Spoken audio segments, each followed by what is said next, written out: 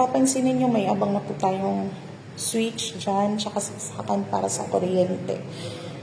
Ayan.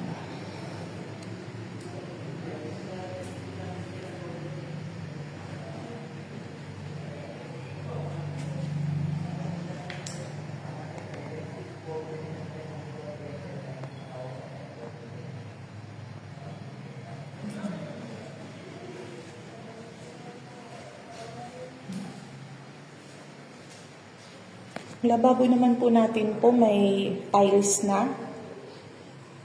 Then, dito naman sa ating toilet and bath po, naka-tiles na po siya.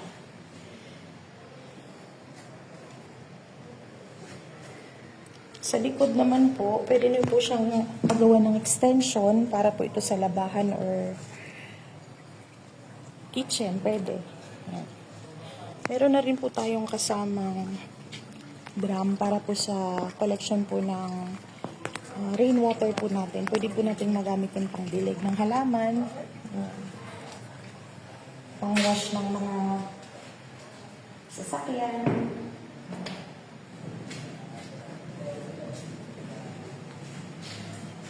Ayan na po yung kanyang ceiling po, nakabuhos po yan.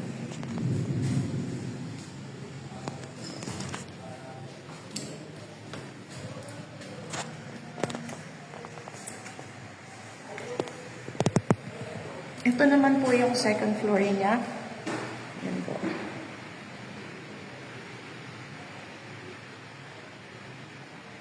Provision for 2 bedrooms po ito. Naka-astro foil na po yung taas para sangga na rin po sa init ng panahon.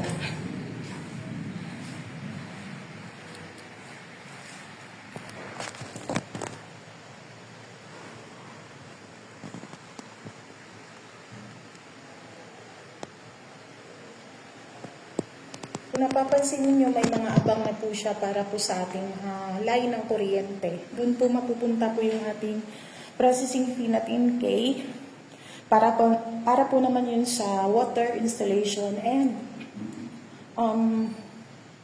Meralco natin po. Paglipat nyo may water na kayo and Meralco.